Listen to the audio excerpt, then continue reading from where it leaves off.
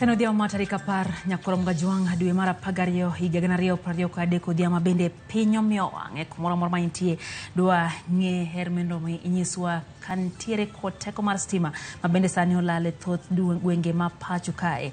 Eno chameno timoro dia umaka uono wa ikoni mano kachiel kod weche mathoth mabende otucho e pacho kakotengo kada mago mag siasa nyaka mago mag tuke nyakorom gajuang. To mokwongo wachako gi mago mwami opek. Ripoti yango ni serikali banto mar siling bilion 800 maoriwo chudo mag NHIF kod osuru mamoko maing'ado jotiche pachoka. Mimi nilisema pale Kasarani vile tulikuta huu mgonjwa anaitwa economy ya Kenya akiwa ICU. Na nyinyi mnajua mmekuwa na wagonjwa. Hakuna mgonjwa anaweza toka ICU aende direct mpaka nyumbani. Jatend piny Kenya William Ruto gi jalupne omedo serikal ni dongo uchumi kaka winjore. Kata odoko ni joket serikal tesre to kwedo weche makamago. Chakre kawuono mana koponi en favorable eka inyalo release yedhi mondo dhi e nam nikech diber ka yidho leo moko dhi nam maloyo ka gidhi e nam to giromo gi masiche ma inyalo kel kod kodh El Nino. Jolupo manam lolwe koro bedo motang' bang' nonro nyiso ni koth mapek igene gwenge ma oluoro nam lolwe kod imbo mar piny Kenya.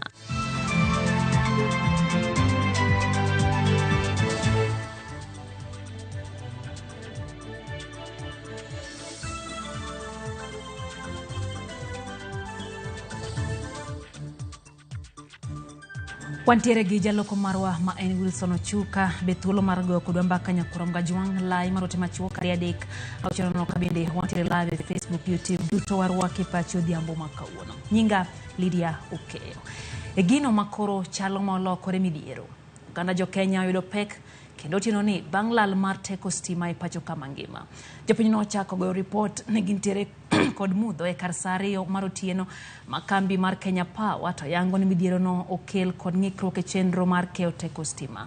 Paundeke ma JKA makinde ka kinde oseyudo midhiero e wi lal mar stima bende kawuono ochako yudo mudho kokale ng'ikruok makamano. Kenya Power wacho ni gidhi nyime gi reso midhiero makamano.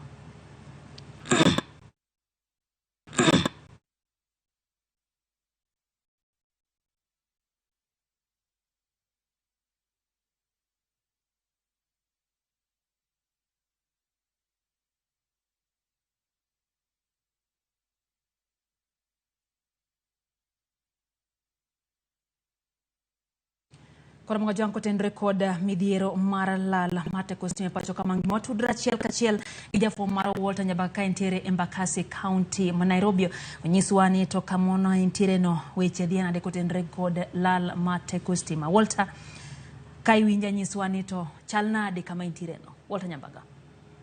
Lydia, enadi ni makar kende to yudo report manesi chimo polodo i Uganda kanyakla kod jo Kenya makacho kendi golo nyamburu ko kachiel mondo mi apilera alora ni to biro chalo nade nikech wacho ni mudo no konyo ndiek mak marani okabedo ndiek e gwenge mag donom ema teko mar city mani ong'ukore kendo weya kakora neno mana gi gwenge ariyo mag nyamburko e gwenge mag Fedha, Tasia, Kadolo ng'wech nyaka Utawala kochitende madolo kona kaduogo mondo mi aneni to koso bin kata mana alla par ndeke ka bende chal mar teko sitima ni ong'ukore di makar kende en ni jo Kenya nyaka chopoche gende ni mudo kuonde maselora jodak mathoth e gwenge mag pipeline kendi kama ting'o oganda tanda woya nyaka chopoche gende klide ka keti mane wikoki en ni itiyo mana kod moko kuom nyangile kachiel kod musoma onyisone oganda jo Kenya lokore jo lamo video makawuono ni kalore kod teko mar sitima ma opilore kendo lal mana dakika moko manyalo chopo e 45 nyaka no ochak pogore kod kaka jo Kenya tiyo kod gi lal ma thoth oganda pod kwano e ka kuonde moko mabende wadonje kaka joma chuo ma seche moko dhi dado mirich kuomwa machalo kaka nyos bende nyaka chop seche golor kata mana jotimo ohala machalo kaka mag magawa moko matindo tindo kachiel kod jowanariya gi jaswekra kuro chuno gi mondo giben e seche machon kalore kod lal mosebedo kamani en midhiero ma pod okwako jodak ahinya to kar udwa mar Embakasi East kanyakla kod West kabende biro nyaka yo Imara Daima komaka paya maduong' ma Mombasa Road kuonde ma bende asedondora kalore kod kaka thuolo maket kod manyo bet en dondruok mabende akaw kuom thuolo machuok ka bende an bende abedo achiel kuom joneno ma obedo lai manyime mondo oketie wi kokini lal mar sitimano e boma Nairobi ka pod opek. Lydia Pononin kod penjo. Rokamana Nyawolta, to nyiswa ni seche ma bende ni timo kachero kata ni luori e gwenge go ma Embakasi Fedha Mombasa Road kaki wacho no Walter bentiere ranyisi mar apisas ma Kenya Power porone gitemo loso weche e yo mora mora Walter.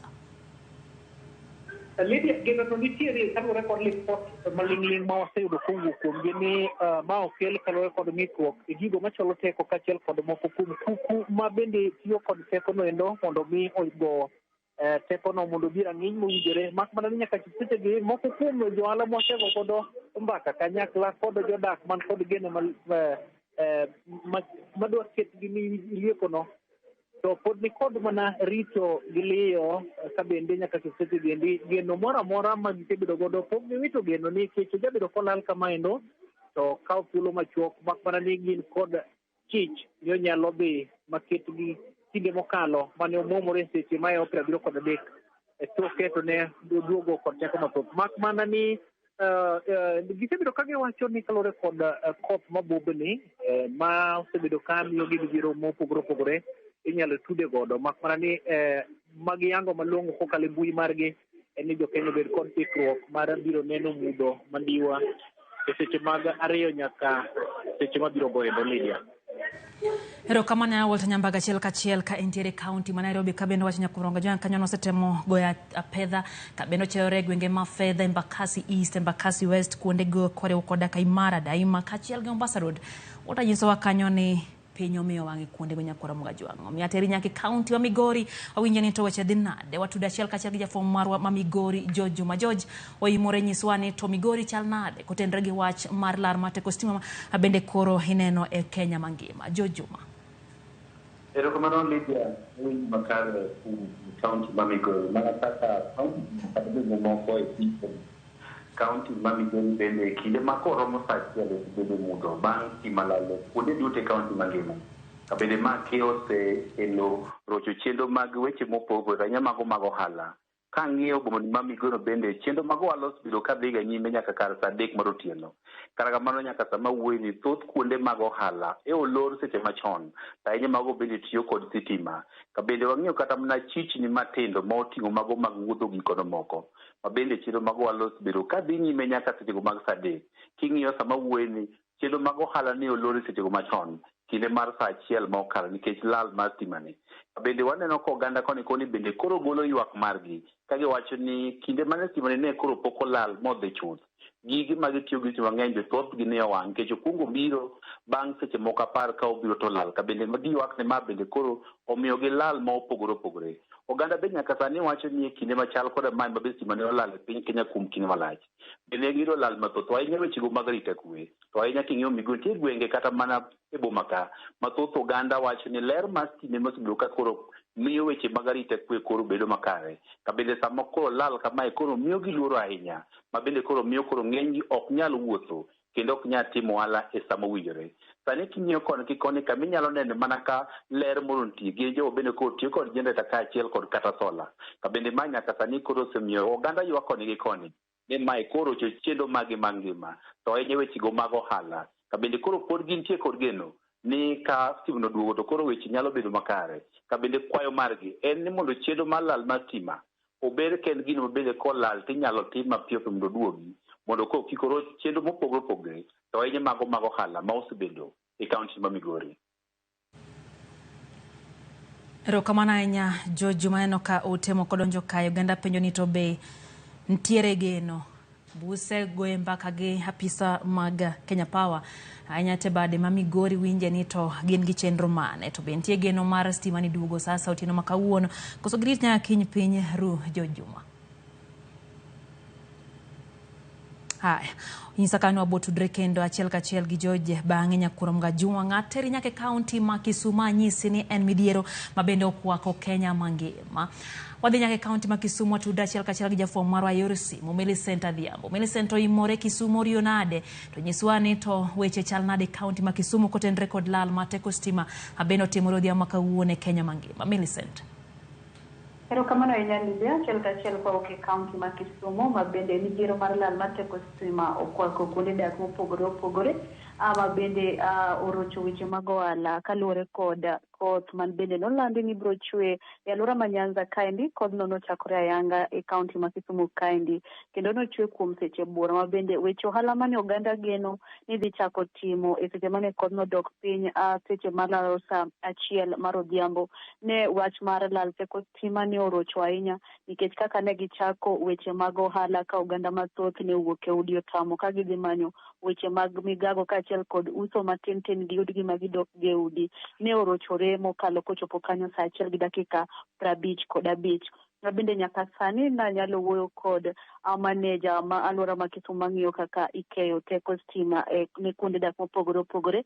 Gisani gisechako keto chenro makare neno ni teko mar stima oduoge kuonde dak mopogore. Nyaka sani kawuoyo kodi ane mudhe seche machien kanyo kane watiyo kod ler mawuok kuom ong'we yamo kod msuma mabende nwatiyo godo. Kata kamano e seche mag nyirni machuok chien kanyo dakika 10 mokalo stima no nyalo duogo kendo mane okang' achiel manyiso ni kare telo machung' ne keyo teko stima e kaunti ma Kisumu kaendi osechako neno ni giketo kenge makare neno ni giduoko stima e kuonde dak mopogore opogore. Kata kamano kuonde dak mathoth to pok oyudo teko mag stima kama oting'o Nyalenda, Obunga, Nyamasaria kuonde mopogore opogore nikech jatelo no oyango ni gitemo duoko stima no endo kidam e kuonde dak mopogore opogore kaluwore kod lai motud godo stima go mondo mi oke e kuonde dak ma Kisumu kaendi. Kata kamano midhiero no pod nitie kendo jogo mabende ne ok onyalo uso kaka weche ohala moywak ahinya kaluwore kod rochruok mane giyudo no nikech ne gigeno dhi nweng'o kata dhi nyiewo migago e tok bang' ka koth ne odok piny nikech koth ochwe kaendi ateng'a mondo mi ginyal yudo thuolo gi use matin. Jogo mabende pok nonyalo yudo thuolo mar dhi kawo migago dhi to mano ne ok otimore bang' thuolo matin nikech kaka ne ginyalo wuok oko mondo giriere gi nak ginyalo timo mago stima nonyalo ng'adore gi e kore. Ka ok kamano Lydia, to mano e chal mar teko mar stima kata midhiero mar teko mar stima bende olala apoya pacho kaendi kata moko kuom kuonde mathoth pacho kaendi mangima ka kaunti ma Kisumu to mane chal stima osechako duogo matin e kuonde mopogore opogore. Lydia, kionge penjo taloko ni studio mondo idhi nyime kod weche mamedo tucho. Erokamano nya Millicent Adhiambo achiel kachiel koe kaunti ma Kisumu. Geno ero nitie nyakurom gajuang ka Millicent nyisowa ni nitiere kuonde ma teko stima osechako duoge kendo en geno marwa ni weche dhi makare. Kwa Kisumu ateri achiel kachiel nya kaunti ma Kisii nyakurom gajuang matudre gi jafwambo marwa Crispin Otieno. Wawinje ni to gwenge ma Kisii weche nade. Crispin oimore nyiswa ni to Kisii weche chal nade kotenre gi lal ma teko stima bende koro timore odhiambo kawuono e pacho ka mangima. Crispin. Oimore ahinya awinjo makare e gwenge ma Kisii kamano kaunti ma Kisii kaachiel kod kaunti no ma Nyamira kuom seche ariyo osebedo ka onge kod teko mar stima kendo nyaka sani pod ji nitiere mudho pod ji ok ong'eyo ni teko mar stima dhi duogo seche mage kendo jogo ma timoga ohandgi kinde mag otieno ochunogi ni nyaka gilor nimar onge kaka ginyalo timo tije magi ma midhiambo kaluwore kod koso teko mar stima. En wach ma pod medo mako ji ahinya jo ohala ma pod ne timo tijegi otieno omako dhogi ko ging'eyo ni ang'o matimore nimar ma en koro odiochieng' kata ma en safar mar adek chakre power de lal e gwenge mopogore opogore e Kenya kochakore kinde mano dwe mar 10 kendo dwe achiel mokalo be nyicho neno ka mudho nokwako Kenya kendo koro sani mar adek omiyo jopiny osebedo ka goyo simbe gi Kenya ng'ono matimore gi kampuni mar keyo stima mano mar Kenya Power. Kendo nyaka sani gimonyalo nyiso ni Kisii kod Nyamira pok oyudo stima kuom mohingo seche 2 chakre ne stima no lal e gwengegi mag Gusii. kendo kiny gokinyangne walos kod moko kuom jogo matimo ohala mopogore opogore ginyiso ni gin lal machal nade magiyudo ahinya jogo matiyo tende jogo matiyo kuonde mag tongona e kaunti ni ma Kisii kaachiel kod kaunti no ma Nyamira. Miyo kiny ne wanyis joneno magwa mag Ramogi TV kaka weche chalo e gwengegi mag Gusii kaluwore kod lal mar teko mar stima midhiambo ma kawuono. Erokamano ahinya Crispino tiena achiel kachiel koa e kaunti ma Kisii Nyakurom Gajwang' aduoki kaluwo wadhi nyaka e kaunti ma Siaya winje chal mar weche watudre achiel kachiel gi jafwambo marwa George Amolo mantiere kaunti ma Siaya. Winje tang'adhi dhi mbele kotenre kod lal mar stima. George OIMORE nyiswa ni to kaunti ma Siaya chal nade kotenre kod lal mar stima bende koro timre pacho ka odhiambo ma kawuono. George OIMORE nyalo Lydia awinji maler kendo mana kaka gwenge mamoko ma pacho kae e kaunti ma Siaya kae bende wan mana mudho. Kendo en chenro no kata midhiero ma okelo orocho chenro mopogore opogore mag ohala kendo nyalo yudo ni kuonde mathoth kaka sani e dier boma ma Bondo thoth ohelni nolor kar saa achiel kata ka nyiri matin kane pok oromo saa achiel mane stima olalie e odhiambo ma kawuono. Kendo gie sani piny oling nikech thoth ji nodok e pacho ka iyudo kata mana kuonde tongona mag gie seche machalo kamagi thumbe jabedo ka ywak koni gi kocha mag moro joma tongona kuondego iyudo ka mago gik ma sani onge kendo piny oling Lydia. Piny oling kamoro amora kendo en midhiero ma omiyo kaka wacho ni thoth ohelni orochore mokalo Lydia. George Amolo koa e kaunti ma Siaya Nyakurom Gajwang' mano e chalo weche kotenre kod lal mar stima.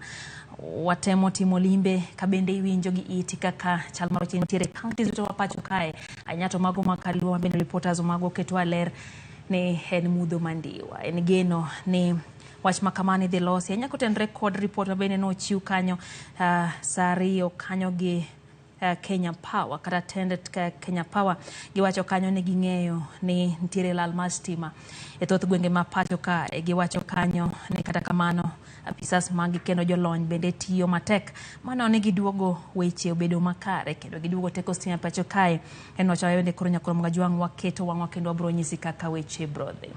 Kwa dhi mbele wang'iyo weche mamoko chendo ni mar OIMORE report mar jaga budget koro yango ni sirikal okosebedo kachwalo pesa ya guche mantiere osuru kada ma itero osuru ma ong'ad jotije sirikal. Ripot no nyiso gope ma sirikal nitiere godo ma pok ochwal e guche kaka mag KRA, NHIF, NSSF kod gope mamoko. Jachung weche marwa Ken Muga miyo ler mar ripot no. E kinde ma imedo gaji gi buche jaga sirikal e yor luwo budget kendo tiyo gi omenda yo moluwore kod chik Margaret Nyakango, apis mare koro golo ripot manyiso kaka sirikal osetiyo kod omenda e thuolo mar higa achiel. E ripodno kuom siling maromo bilion 784 ma osetigodo gi sirikal, siling bilion 700 ei mano osetigodo e chulo osara kod omenda mabalang' ka siling bilion 83 otigodo e chenro mag dongruok. Pek mar gope to medo nyoro sirikal ka e ripodno jaga bajet oyango ni gope ma ibandho sirikal osemedore kowuok e siling trilion 8.56 e higa mokalo nyaka siling trilion 10.5 e higa ni. Ripodno bendo yango ni sirikal mamalo ni kod gope maromo siling bilion 630 ka mago mag kaunti ni kod gope maromo siling bilion 163. E gopego, wego rak mag gedo mag ndara kod mamoko bandho sirikal ma ok tin ne siling bilion 289. Ripodno bende ofwenyo ni moko kuom jotije sirikal okosebed ka ichwalo negi pesa ya guche ma owinjore kara nyisi en omenda ma dhi agulu mar choko osuru KRA. Mano omenda ma otisi ni pei ma ing'ade wi osara ka goi mare romo siling bilion 25 ka gulu mar kungo mar NSSF sirikal pod ok oterie pesa maromo siling milion 407. Aguche NHIF sirikal nitiere kod gope maromo siling milion 80 ka mano mar aheri ma ibandho sirikal en siling bilion 47. Jaga budget kod dwaro mondo mi sirikal mamalo kod mago mag kaunti oketa yanga ka itiyo kod omenda mag jopiny kendo pedhi e lela chenro ma owinjore bed ni tere pesa mag jopiny. Ken Muga, Ramogi TV. Jatend piny Kenya William Ruto e okang' machielo kendo kone otemo ne piny Kenya korka gero uchumi mapacho ka karo bedo ni isunde ni sirikal obayo yo. Ruto gi jalupne man lose gwenge ma Kimende wacho ni kata wuodhe mage mag dhi e pinje maoko gin mag kelo ber ne oganda jo Kenya. Jafwambo mara Juitho Mondi ntiere kod ler mathoth. Jatend piny Kenya William Ruto kaachiel gi jalupne Rigathi Gachagua mane ochopo e kuonde lamo ma opogore odiochieng' ma kawuono ne otiyo kod kindeno mar dok ne tich magitiyo e reso uchumi mar Kenya. Sisi hakuna uchumi tumeharibu. Mimi nilisema pale Kasarani vile tulikuta huu mgonjwa anaitwa economy ya Kenya akiwa ICU. Na nyinyi mnajua mmekuwa na wagonjwa. Hakuna mgonjwa anaweza toka ICU aende direct mpaka nyumbani. Mahali hii nchi ilikuwa, if we didn't have you as a Joseph of this country, we truly would not have the fortitude to bear that pain of discipline, even financial and fiscal discipline in our economy. Tunataka kuongeza ile pesa tunapata kwa ile remittance ama pesa inatoka nje kwa Wakenya wanaofanya kazi nje. Kutoka shilingi bilioni 4, mimi nataka tufike bilioni 10 kila mwaka. Ruto kwedo mokalo weche ma okoni ogai marazimio la umoja lando ni jotich mathoth itero oko mar piny Kenya. Nilikuwa naona juzi kiongozi wa upinzani analalamika ati anasema huyu Ruto watu wengi sasa wanapelekwa nje kufanya kazi. Kwani alikuwa anataka wabaki hapa Kenya wakingojea nini? Si tulikubaliana kazi ni kazi. Na bado sasa amelalamika mapema. Bado watu watatoka Kenya hii waende wafanye kazi nje kwa maelfu. Ka gavana ma Kiambu tokoni Ruto tiyo kendo kuom higni ariyo nitie gik mathoth ma inyalo kwane nying Ruto. There is a lot of good work that is being done. There is a lot of effort, Your Excellency. Pale soko zinajengwa hapa. Affordable housing, Your Excellency, tunajenga. Walakini wakati watu wanaongea na kuvurutana na siasa mingi, wananchi hawasikii na hawaoni maendeleo, Your Excellency.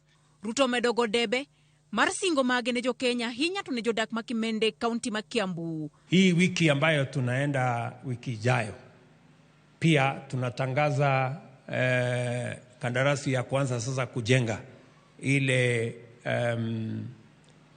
special economic zone ambaye tuligazette. Ile shamba ilikuwa ya Del Monte pale.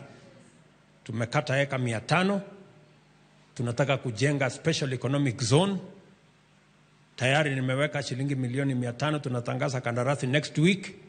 Kwa sababu hapo tunataka kuzalisha nafasi ya ajira kama 10,000 ama 15,000. Katabed ni Ruto tokoni gigo kange chiro chumi mar piny Kenya. Jatend migao mar omenda Juguna Ndung'u e kinde gwelo pach jopiny ewi chenro mar loso budget to ne okoni jo Kenya mondo tuo kanda matek ne pek mar ngima e kinde mabiro. Judith Omondi, Ramogi TV. Jatend migao ma tudruok pinje Afrika ma ogwe kod dongruok gwenge mongoro Penina Malonza noyudre kama tek e kinde manoyuore nyasi mar ik mar jafwambo mang'ula Musungu Chumbe manowito ngimane bang' bedo kod tuo mar kansa mar pien del kuom kinde buora. Nyasi manobagi gwenge ma Chulune, Kitui East County ma Kitui. Oganda manoyuore nyasi no nogoyo koko ne jatend migao no kagidwaro mondo mi mae turfo kata microphone e kinde manotemo dok ne jatend piny Kenya William Ruto e wi chal mar uchumi mathurka konyiso oganda mondo mi obedi kod horuok e kinde magitemo duto maginyalo mar bero nengo ngima ma pacho kae. Gavana machon ma county ma Kitui Charity Ngilo wacho ni chal mar ngima omiyo moko kuom jo Kenya wuotho maonge wuor kathoth jonyuol bende ok ong'eyo kaka nyithindgi biro dok e skul e kinde ibiro yawo skunde ma pacho kae dwe mar achiel higa manyien. Cabinet secretary like you, and please kindly, when you sit in that cabinet, you are a woman. Tell President Ruto watu wameumea mpaka wanaenda bila viatu sana. Na umwambie ya kwamba hata wazazi wale wako hapa hawajui kama watoto wataenda shule. We want to tell you it's one thing when we are ready and people are ready to pay taxes, but now it's a bit too much for the people of Kenya. Hiyo si jambo la kutumwa, anaelewa kabisa.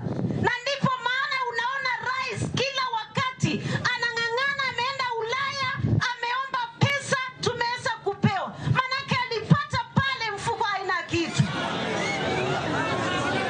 Lakini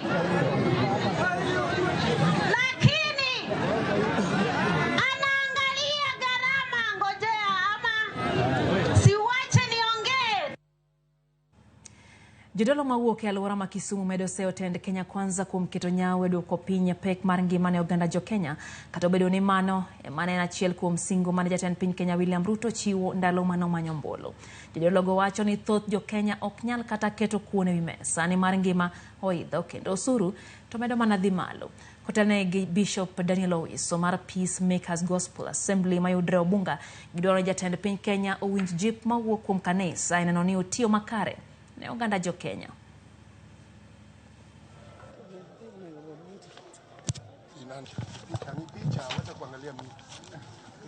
Wadwa ni Kenyans kaka wan jo Kenya, government marwa mondo address kech mantiere Kenya sani, kech makaji maliyo malichni, mondo address ne jo Kenya kaka ji nyalo yudo fuong'ruok, nikech gik moko tek te. Ngima ma ji odake ni ngima tek ne dhana kendo ji chiemo mana dichiel sani, ji ok chiem seche te, ji chiemo mana dichiel. Kawuono ji chiemo mana gotieno, ng'ato ok nyal madho chae okinyi kata saa 7 ok onya chiemo nikech ang'o? Ngima matek. Wakwayo ni kendo government mantiere tich sani mondo address pi manego ji ni, kech kawuono pi ni ok onego ji to kaka jogo chiemo onge. Koro wadwa ni sirikal gi those who are willing, joma nyalo bendo kaw patik mondo kony president ka en gi gimoro amora, mondo gikony president kata gikony sirikal mondo mi wachopne jowadwa manyoche pi ogoyo piny. Kwa kaunti ma Kisumu wagondamo kwa chomo kaunti ma Siaya. Jalup gavana ma kaunti ma Siaya William Oduol okone duol makedo kon mibadhi girango bidhruok e pacho ka EACC mondo kasre mapiyo e timo nonro mar mibadhi mar pesa maromo milion 400. Oduol okoni ji moko mar mapaga chiel olal kod omenda mar kaunti ma Siaya. Jafo mar Walter Nyambaga ntiere kod ler mathoth. I, CPA Dr. William Oduol. Bang' ne tonye nyim senet kidwaro thiche oko kitude kod mibadhi mopoto. Jalup gavana ma Siaya William Oduol koro wuok tung' mosuo kod duol makedo kod mibadhi kod rango bidhruok EACC mondo tim nonro kadiemo wang'. Mibadhi Oduol wacho maromo shillings milion 400 olalgo kod ongoke mag kaunti ma Siaya. Anti-Corruption Authority EACC nyowacho ni mibadhi ogedo Siaya ma milion 400 nyocho lal, ma giwacho ni rowere kod nyidendni 12 kotelgi kod kijana miluongo ni Hezbon Opio kod jomoko 11. Tatemo mana ni mondo apar ni EACC ni wiwa pok owil. Nitie evidence mana present mar officials ma senior moloyo Hezbon Opio. Oduol wacho ni EACC kod DCI maduto ne koting mar nyenyo adiera e koro winjore opedhi nyinge ji 11 ma mibadhi otwode tend kaunti ma Siaya. But I must also warn EACC that we are watching them, because we know, and I submitted incontrovertible evidence to EACC, to DCI. There are names of senior officials that were implicated with evidence. What they highlighted yesterday was one Hezbon Opio. I am waiting for the list, the names of the other 11 officials. There had better be senior people in finance. Tichabich mokalo report mar EACC ne olero ni nitiere mibadhi moro mar milion 400 e kama moko kuom jok machind mibadhi nomieno oting'o koda ka Hezbon Opio mane yudo chudo mar omenda mabuglang maromo milion 18 1980 830 ka chudo no pok oyangore ne marang'o. Oduol okoni ogotho thurio mag mibadhi kalore ne duond bura mar ODM kotend kaunti ne otemo gwethe oko ya PC kendo gisani to chung' gi chien mak mana ni ongecho wengene mar neno ni pesa mar jopiny tok ne chwe lwedo kod ongoke mag mibadhi. ODM impeached me at the County Assembly of Siaya. ODM took me to the Senate to basically write my political obituary, and I was saved by the rest of the other government. What would you do if you were in my position? Oduol olosi kinde mamoko kuom jo od bura ma Siaya bende dwaro ni mondo EACC mondo wuog oko mar timo nonro mar maka chije madongo e weche mag mibadhi mok mana jolwedo kende. Gima EACC nyotimo nyoro ber nikech EACC nyor oyalo kama ji kwele, owach ni Siaya okwele marach milion 400. Other than EACC arresting the small fish, they should go forward and arrest, even if the governor was the one sending the small fish to bring the money. Walter Nyambaga, Ramogi TV. Kama chelo nyakurom gajuang ngata chielo itongimane kama loyo jiprario dhimbele gido thieth kaluwore gi masira marapaya mana otimore gwenge masalgaya paya maduong' ma Nakuru kadhi Nairobi bang' lori moro notuomo matatu mokariyo e alwora Mamiga. Masirano notimore otieno ma piny orugodo kawuono. Mabiro bang' masira machielo bende notimore manondao machuoka oya Salga e gwenge Masobea. Oganda jo Kenya koro kwa mondo omi obed motang' e kinde ma gitiyo gi apini ma pacho ka nyate kinde nyasi mag sikuku mar Christmas kod New Year kata higa manyien kaka yor duoko piny kwan masiche mag apini. Kuna lori ilitokea ikagonga Nissan nyuma, ikakuja ikagonga lori ingine ikaanguka, alafu watu wakaumia kwa Nissan, tukawasaidia kuwatoa. Vile tu niligonga hapo hiyo ukuta nikasikia nimegonga Nissan. Kutoka hapo sikuelewa nini ilifanyika. Mimi ndio nilikuwa na hiyo trailer ilianguka. Nilikuwa natoka pande ya Kitale nikienda Nairobi. Katika hii area tuseme upande huu wa Sachangwan at least imereduce kidogo kwa sababu ya nini? Kwa sababu ya hii mawe ambayo iliwekwa katikati. Kuna ajali ambayo ilifanyika hapa chini ambayo ilikuwa kubwa sana, ambayo ilisababisha mpaka ili wakaweka mawe katikati. Tangu hiyo kukawa hii barabara iwekwe, imezuia ajali mingi. Hii tuliwekewa hii mawe hapa ya Sarga, Changwan imesaidia sana. Kwa sababu saa zingine ulikuwa unapata gari imetupa break ama iko na hitilafu kidogo, inapata gazi ya kupanda, inakuja kaa imezigonga. Maoktine ji 1,087 osedong' ma onge kunde jot kaluwore gi oula ka kwanno ichich ne nyalo medo idho malo e jumbe mabiro. Man kaluwore gi report mogol gi riwruok Kenya Red Cross ma bende oyango ni lowo ka ma ok tin ne 18,000 bende osekethore nikech oula ma kamano. E kinde ma imedo keti okenge mag geng'o midhiero mar koth mapek ma sirikal nyolando ni nyalo medo chwe juma ne jolupo bende koro nitiere kod pek kod luoro kaluwore gi bedo ni koth mapek igeno e alwora ma Nam Lolwe. Jafwambo marwa Ali Abich nitiere kod report no koya e kaunti ma Homa Bay. Piny owacho ka okalo migawo mochune koro chal mar lwasi ne osegolo milome ne jopiny mondo obed akicha kaluwore gi koth mabiro gi yembe mager madhi chako chwe kawuono nyaka tarik 15 dwe ni. Odiochieng' manyoro jawach elo sirikal Isaac Mwaura yotene ne oyango gwenge mogomba gi Nam Lolwe, imbo mar piny Kenya kod milambo mar hoho mar Okak kaka kuonde ma koth mapek biro dhi nyime gi chwe chakre kawuono nyaka tarik 15 dwe ni. Jopiny gwenge go jiwo mondo obed akicha kendo gichik itgi ne koro mar lwasi ma ichiwonegi kod migepe mag sirikal mar thiro masiche ma inyalo kel gi koth mapek no.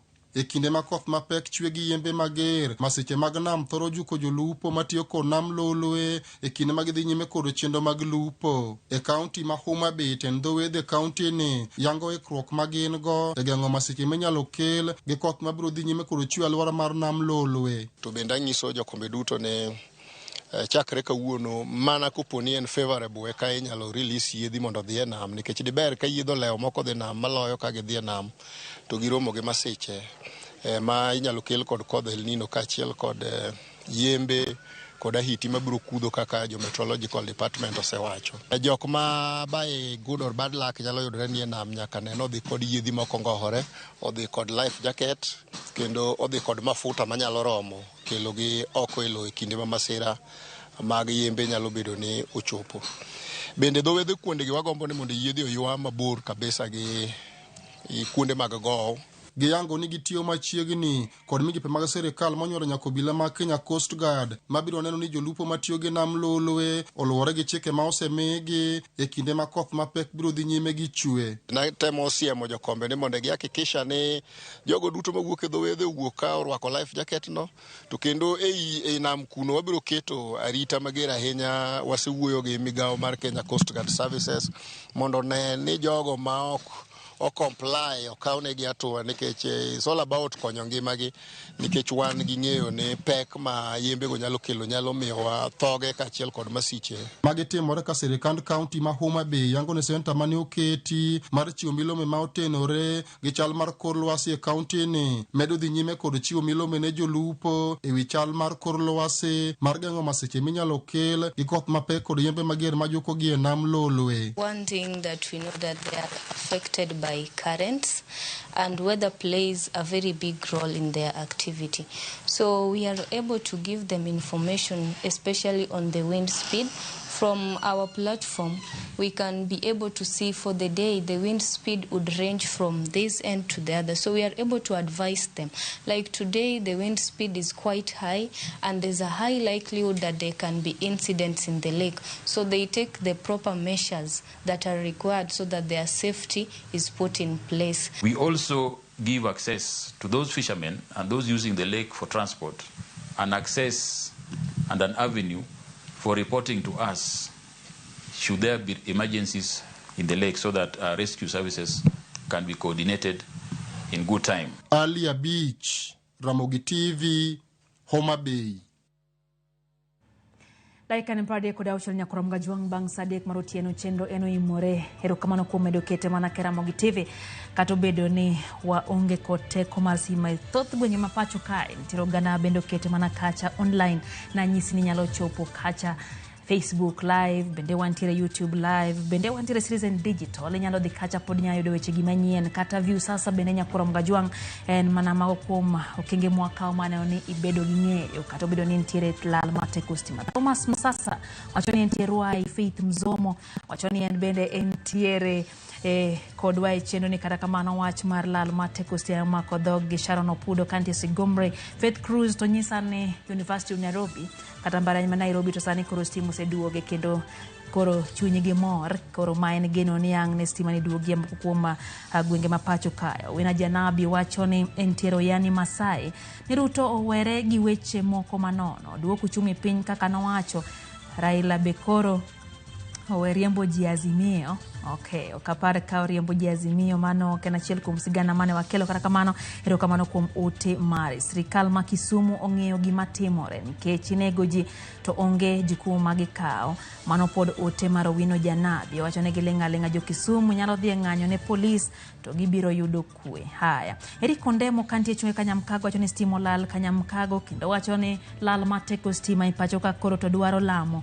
Neno bende ote kanyo mar Elisha Ochola wachone sechopo e wang' saka kadore kata kamano wachoni simbe odong manage atamalario kende mar teko to kata kamano podo kete go mane Ramogi TV. Morina Chieng' Odhiambo kanti Homa Bay County Swales Grandori wachoni entiere kodwa chendo en bende Ken Msafi kanti Yenga Ulore wachoni gin bende gintiere mudho kata kamano gitiyo ge lony manyasani mondo migine weche gimanyien. Na Benta Charles wachoni ochumi to hinya wadieri wachuru adieri kaka oganda jo Kenya piny Kenya ok ni kama bera. Faith Mzomo wacho kanyo ni pat jalup jatend piny Kenya wachoni gidhi nyaka higni 10 koka ginyalo chako loso piny. Wachoni mago e paro mawadwa dhi shusha 31st kwa ting negativity kwa dhiga mar 2024. Haya, mano Pat Faith.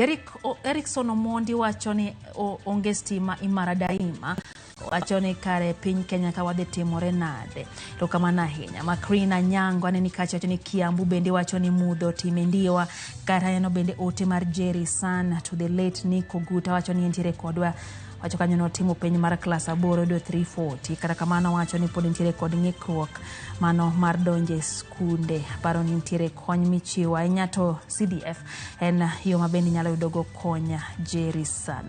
No kanyo Eric Odemo bende wacho ni ntiere kodwa chendo jaboda boda to wacho ni nengo mauta sani oheoge nikech sani nagipawo ni nyalo duoke piny kaluwore gi singo mano ochiw gi tend Kenya Kwanza kata kamano pod imeda nyaka sani. Calvins o kachiel gi Vivian Awuor Wangeri Yvonne kato sister Jane giduto gintiere kodwa chendo yo matinya kwa mga jong chendo eno imoro mi medikete manaka Ramogi TV waduo kod mathoth kikidi mabor.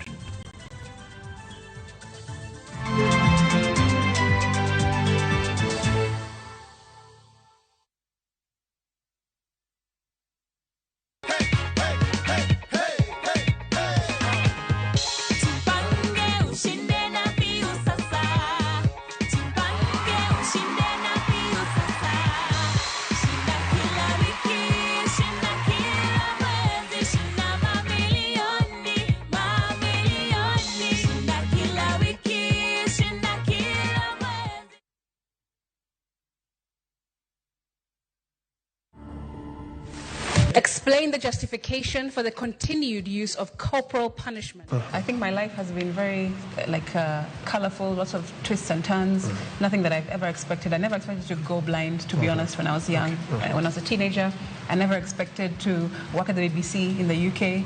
I never expected to become, a nationally acclaimed, award-winning singer, songwriter. And I never expected to become a politician. That's when I went to an ophthalmologist, and then they told me something is wrong. It's not natural how your eyesight is declining year in, year out. So they did some tests. After a few tests, then I was diagnosed officially with glaucoma. I'm a level up a building. The water don't need to look for waves. Swim. I was the kind of kid who wasn't very expressive out loud. I wasn't able to really speak my feelings and stuff. So I would used to write them down. And from there, having that sort of skill set, I then realized that if you just put some music to a bit of poetry, it's basically a song. To watch this story and more, download the Citizen Digital app today. Kenya's #1 app, Citizen Digital.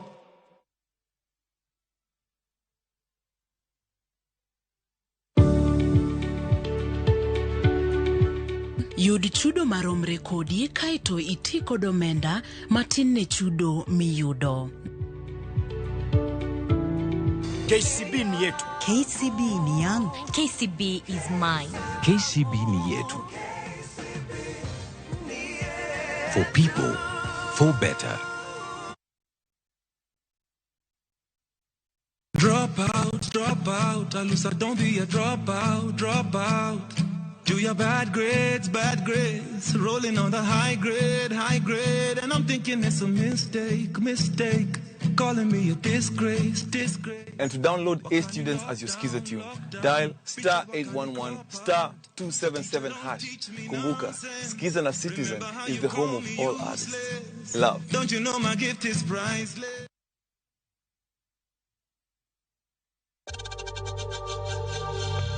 We know times are tough, so save money by buying airtime from M-Pesa to any network with zero transaction fees. Dial *487*2# and get your airtime PAP with zero transaction costs.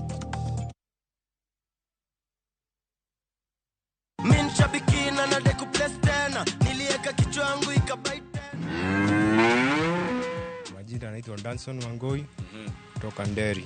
Mimi nafanya kibarua na recycle makaratasi hizi za brown. Games nilichagua mimi mwenyewe. Nilikuwa job yenyewe hata sikuamini, niliona kama ni mzaa, lakini saa hii nimekubali, nikajua ni kweli. Hii kwanza nanunua ng'ombe kama 2 saa hii. Alafu zingine peleka watoi shule. Kiswahili sasa isakuwa sure bet. Kukula uhondo. School fees ya Januari imelipwa. Yako je? Bonuses nazo ni no.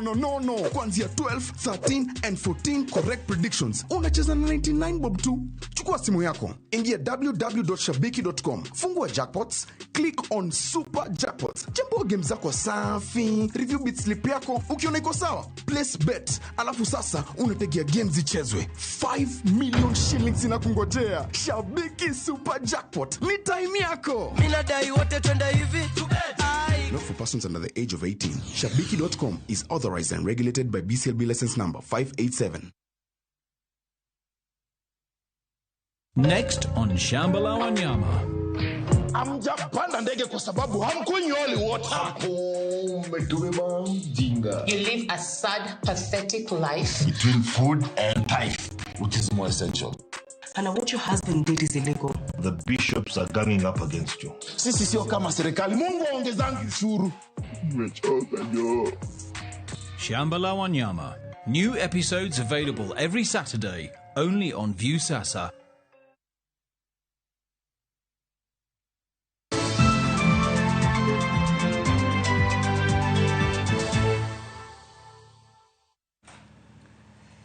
Machiegni kendo nyakora mgajuang chendo ni maro imore ing'eyo ni tarik 10 en chieng' jamhuri. Omiyo ikruok bende koro osegik midi. Jagoro mongiyore migawo mar arita kwe Dr. Raymond Omolo kone ikruok ne nyasi mar jamhuri de sani osechopo midi kendo jotend pinje adek e kind welo mamoko oyango ni biro e pacho kae. Omolo bende okoni arita kwe oseketi kare ka igeno ni jo Kenya 30,000 biro chopo alap ma Uhuru Gardens e kaunti ma Nairobi chieng' nyasi. Magi timore bang' timo limbe Uhuru Gardens kendo romo kod komiti machano nyasi no monywando nyaka komanda mar obila ma Nairobi Adamson Bungei.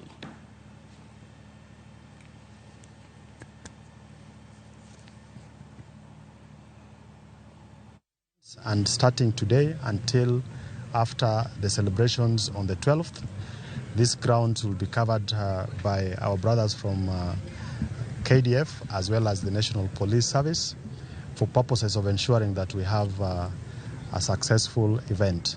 Of course, the security deployment is in place for the rest of the city as well as the country. So we are expecting 30,000 seated Kenyans across the garden. As to the question of the heads of state who will be gracing the occasion, we'll be able to advise you on that, but we expect at least 3 of them.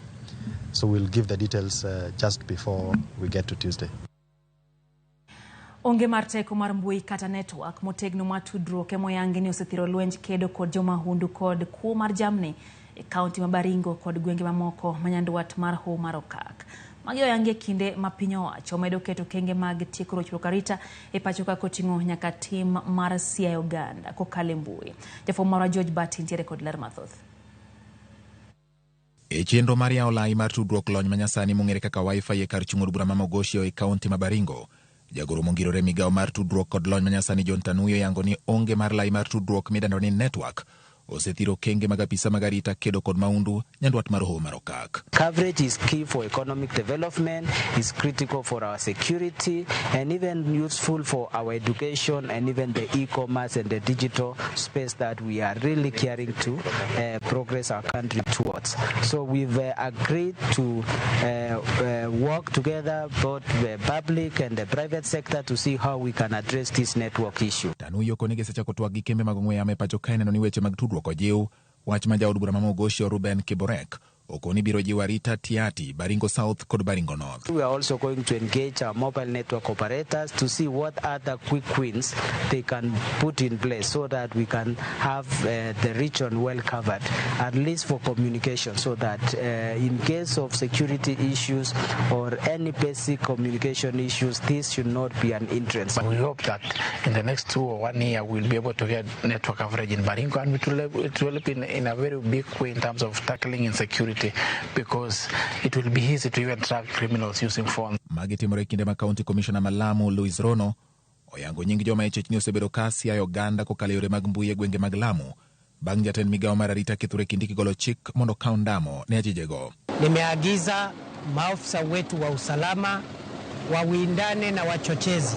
Tunatafutana na kuwindana na wale watu ambao wanachochea uhasama wa kikabila, uhasama wa kidini katika mitandao na vyombo vya habari.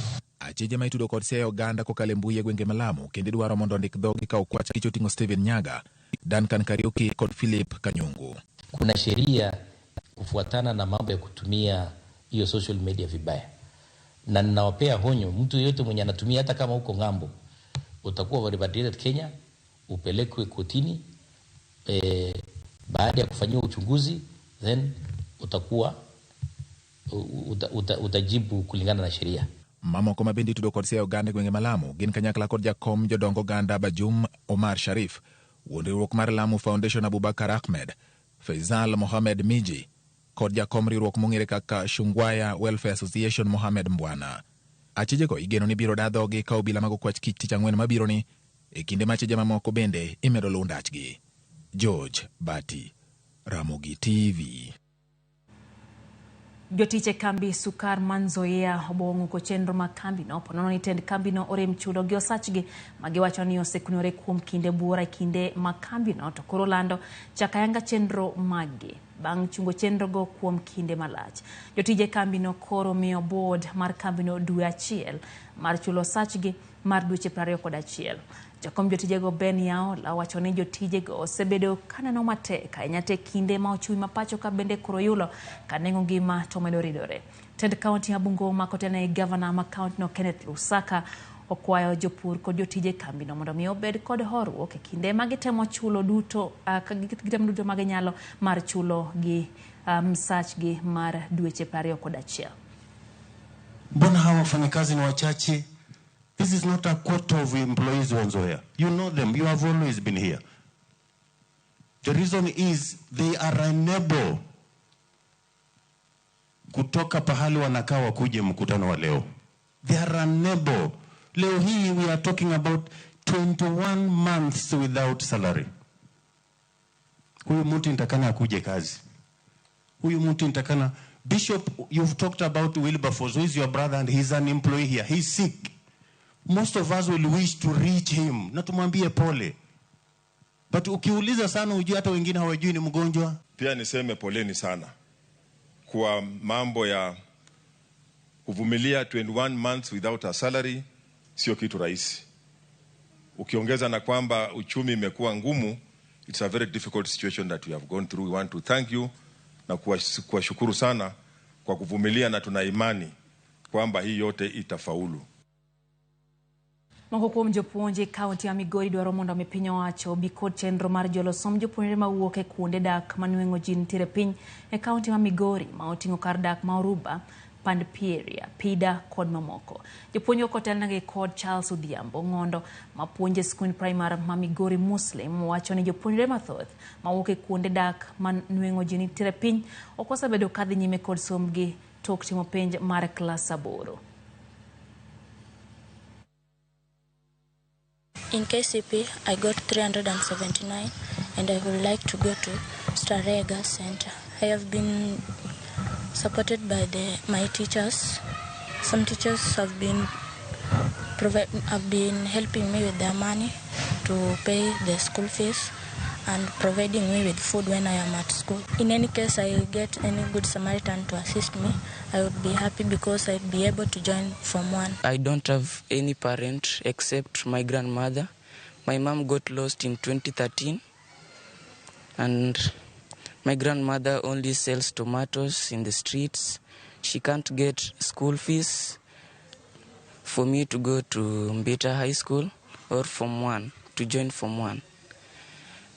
I was just asking for help from any foundation to just help me to just join Form 1. The two are highly in need of assistance because all along their schooling system, assistance they've been getting from the school community, particularly the teachers. Willing Kenyan who would come out to help them would be grateful as a school.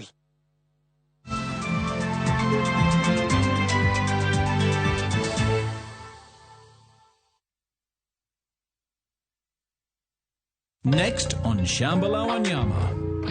Amjapanda ndege kwa sababu hamkunywi wote. You live a sad, pathetic life. Between food and tithe, which is more essential. Hannah, what your husband did is illegal. The bishops are ganging up against you. Sisi sio kama serikali. Mungu aongezangi ushuru. Shamba la Wanyama. New episodes available every Saturday, only on View Sasa.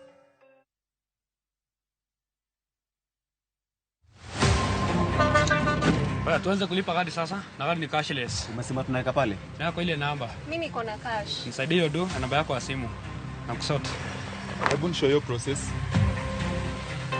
This festive season, safiri salama. Form ni digital. Kama wewe ni abiria wa matatu, iwe safari fupi au ndefu, hakikisha umelipa nauli yako ukitumia form za kidijitali. Hakikisha umepata risiti yako kwa simu yako in case kuna issue na unahitaji kulipwa na insurer. Risiti yako, yani your digital receipt, ndio ushahidi wako. Mambo ni digital. Wasiliana na mhudumu wako wa bima kwa maelezo zaidi.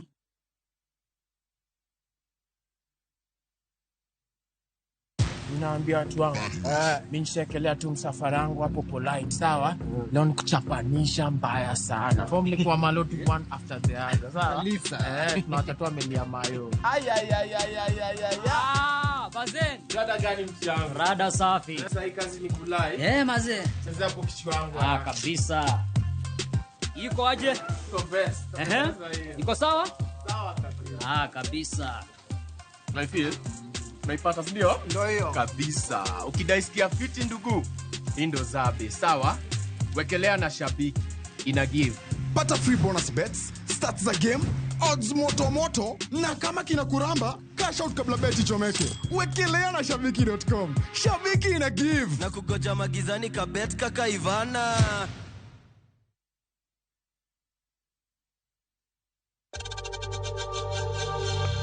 We know times are tough, so save money by buying airtime from M-Pesa to any network with zero transaction fees. Dial *487*2# and get your airtime PAP with zero transaction costs.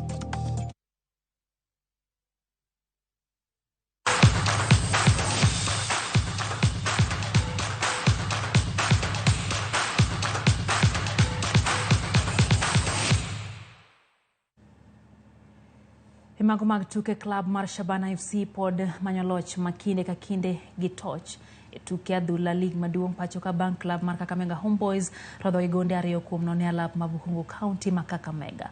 Homeboys noyudo gol mar gi mokwongo kokalo kuom jatugo Chris Masinza e dakika mar 28 kokalo opicha choma.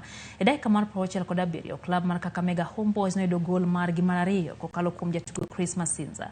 E tuke mamoko club mar Bidco United noloo club mar AFC Leopards gonde ariyo kuom achiel ka club mar Sofapaka noloo club mar Kariobangi Sharks gonde ariyo kuom achiel. Tusker nowuok amodhi nono gi club mar Posta Rangers.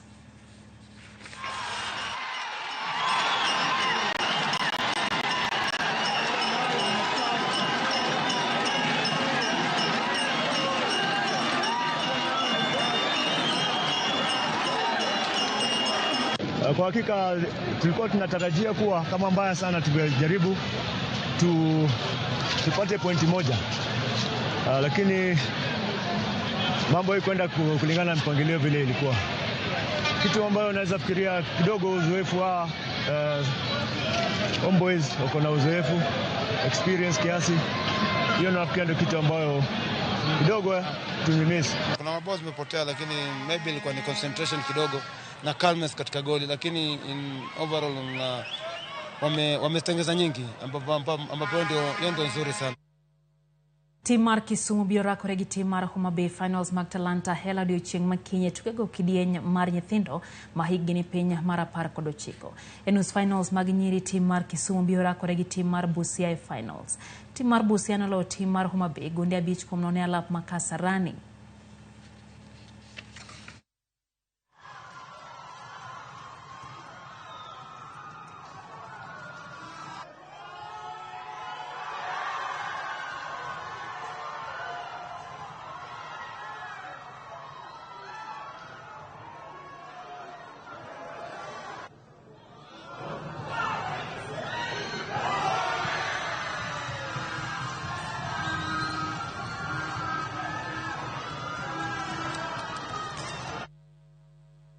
Kwa dhimbele ni tim mar Chuka University Scorpions mawuok e county ma Tharaka Nithi kaachiel gi tim nyiri ma Siomunye Secondary School mawuok e county ma Kitui e joloch tuke mag Chapadimba gwenge ma ugwe mar Kenya. Tim mar Scorpions nobedo joloch bang' loyo tim ma The Predators mawuok e county ma Embu gonde 4 kuom ariyo picha choma bang' tugo ruma modhi gol 1-1 e dakika mar 90. E finals mar nyiri tim mar Siomunye noloo tim mar Chuka University Starlets gol 1-0 gol manolo gi jatugo Carol Wakesho e dakika mar 36. Joloch biro riwore gi joloch e gwenge ma osetugie finals kapok tukgi mag finals bagi higa manyien. Tuke mag Safaricom Chapadimba koro biro dhi e counties ma kadho wadh nam chumbi.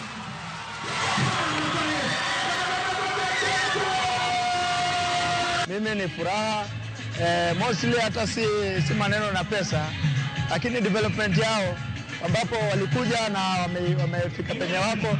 Mimi nawasihi kwamba Safaricom wanaweza fanya kitu endelee, manake ni vijana wazuri kama venye wanaona. Mazoezi ikizidi the next maybe let's say 4 years watakuwa sawa. Kukaa kwa uwanja kunazuia mambo mengi sana kwa the young, kwa the youth. Yeah, so Safaricom tunafurahia na ile kitu wanatutolea pia itasaidia watoto wengine wanatoka from the poor background ama tuseme humble background, itawasaidia.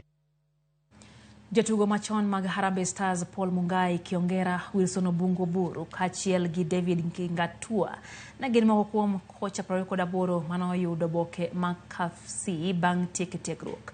Tiegruokno mar jumbe 5 notele gi jopuonj mag CAF gi FKF Twahir Muhidin na Gizedekia Otieno e lap ma Mbaraki Sports Club County ma Mombasa.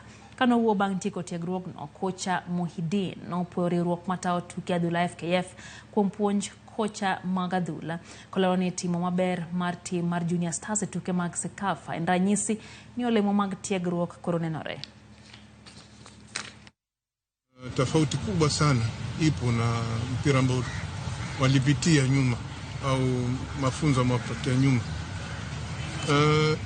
Wameona kwamba mpira wa kileo sayansi inahitajika sana ifanywe na waijue. Na sisi ambao ni former players tumepata hiyo opportunity. Hapo kitambo ilikuwa hizo nafasi kuzipata ni ngumu. Zingine zilikuwa zinapeanwa kwa kujuana, lakini kwa saizi ziko wazi tunazipata na tuna opportunity nzuri sana ya kuweza kusaidia nchi kuleta zile talent zingine ziweze kufika katika kiwango cha juu.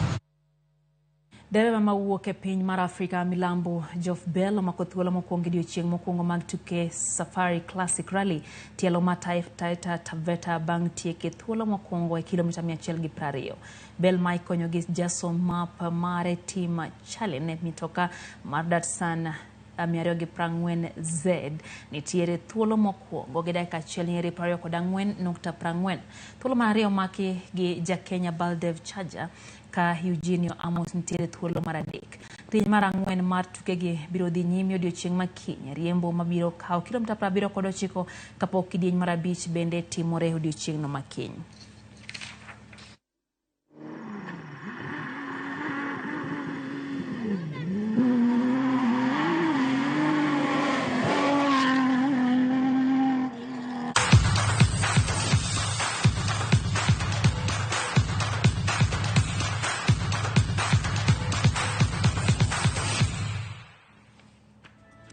Kanya mwateke chendo mari OIMORE nyakurom gajuang nikech sa kapok walore aneno ka Anderikas de Prince wacho ni lal mastima kawuono moneno Ramogi TV mare kata kamano wacho ni oluwe achiel kachiel e mbui magwa. Lawrence Sobonyo wacho ni unjo maber ka entie Nyakongo Kanyilum tene kothe ma ochue. Jowa mondo koro bed motang' nikech koth mapeko chako chue kono kaka nokor gi jogo mabende koro chal mako lwasi Nyangile gi Musoma wacho ni makoro ganda tiyo godo kuonde moko nyakurom gajuang. Nano bende ka Dalmas kawuok Amiyo wacho ni omor ahinya nikech stima oseduogo University marwa mayudre Amiyo Town. Omor ahinya mano kanyo ntiso wan geno ntiere. Zado kodo mar kwa Bwae Konyango wacho ni en bende weche gichopo ne makare omor ahinya gi Ramogi TV. Ben aneni kacha kaeto Ken Msafi kantiere Yonga Ulore wacho ni entiere kodwa e chenro. Juang Hatari wacho kanyo ni enono weche gikotiyo gi Nyangile wacho ni KPL otimo gicha kendo nyaka studio. Haya Harry Smart Move aneni kachi wacho ni entiere kodwa live and clear. Kayo Thomas Musasa wacho ni entiere kodwa e chenro ni Riziki Mwamba kanti Nyatike Migori Ayany Ben Bella kanti Nyandembra kwa Bwae. Faith Cruz to wacho ni weche go mag Timose Losi University of Nairobi. Gabriel kanti Oyoma Kabong aneni kacha inbende kaneno bende ote kanyo mo ora ge lungo ni Franco wacho ni en bende entiere kodwa chendo dhiambo makawuono nyakurom gajuang. Eno kasa osemayo wang'o kata kamano ka ruoth orite wabiro rito warom kendo odiechieng'no makinyi chendo ni mar OIMORE. Wasebedo kanyo gi jaloko marwa Wilson Ochuka. Unindo makare nyinga Lydia Hopeo.